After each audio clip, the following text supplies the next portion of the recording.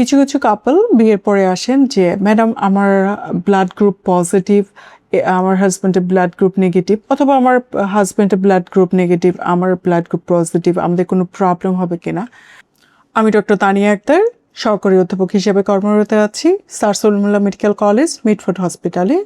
আমি নিয়মিত সান্ধ্যকালীন চেম্বার করছি প্রেসক্রিপশন পয়েন্ট বনানীতে।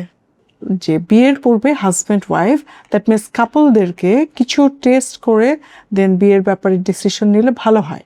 যেমন হচ্ছে গিয়ে আমাদের হাজব্যান্ড ওয়াইফের ব্লাড গ্রুপিং, কিছু ভাইরাস স্ক্রিনিং করা যেতে পারে, hepatitis B, hepatitis C, HIV, এবং কিছু সেক্সুয়ালি ট্রান্সমিটেড ডিজিজও আমরা স্ক্রিনিং করে দেখি। এটা মানে বিফোর ম্যারেজ করাটাই বেটার, যাতে আমরা এগুলো অ্যাভয়েড করতে পারি বাই গিভিং প্রপার ট্রিটমেন্ট।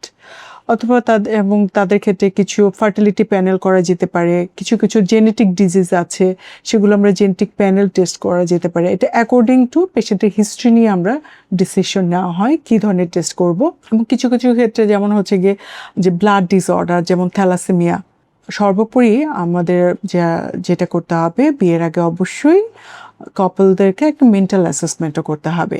সুতরাং আজকে এই পোস্টের মাধ্যমে আমি যে টেক হোম মেসেজটা দিতে চাচ্ছি যে কিছু টেস্ট বিয়ের আগে অবশ্যই কাপলরা যদি করে নেয়, তাদের একটা গুড ফিউচার এবং একটা হেলদি প্রেগনেন্সি এবং একটা হেলদি ফ্যামিলি যাতে তারা ডেভেলপ করতে পারে।